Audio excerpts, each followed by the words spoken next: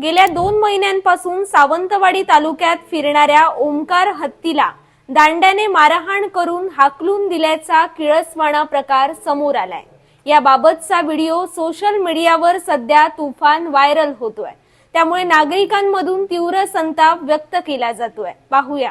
सावंतवाडी तालुका परिसरात गेल्या 2 महिन्यांपासून धुमाकूळ घालणाऱ्या ओमकार नावाच्या रानटी हत्तीला दांड्याने मारहाण करून हाकलून लावण्याचा किळसवाणा प्रकार समोर आलाय। या घटनेचा व्हिडिओ समाज माध्यमांवर मोठ्या प्रमाणात व्हायरल झाला असून जनतेतून वन विभागाच्या कार्यप्रणालीवर आणि संबंधित कर्मचाऱ्यांवर तीव्र संताप व्यक्त होतोय।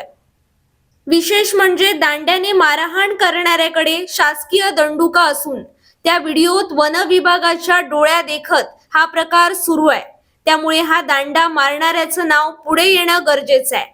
गेल्या 2 महिन्यांपासून ओमकार नावाचा एकटा हत्ती आपल्या कळपापासून दूर भटकत आहे। या हत्तीनं परिसरातील भात शेती आणि बागांचं मोठं नुकसान केलंय, ज्यामुळे स्थानिक शेतकऱ्यांमध्ये भीतीचं वातावरण आहे। मात्र या हत्तीला मानवी वस्तीपासून दूर करण्यासाठी वन विभागाच्या काही कर्मचाऱ्यांकडून अमानुष पद्धतीचा वापर केला जात असल्याचं व्हिडिओतून स्पष्ट झालंय।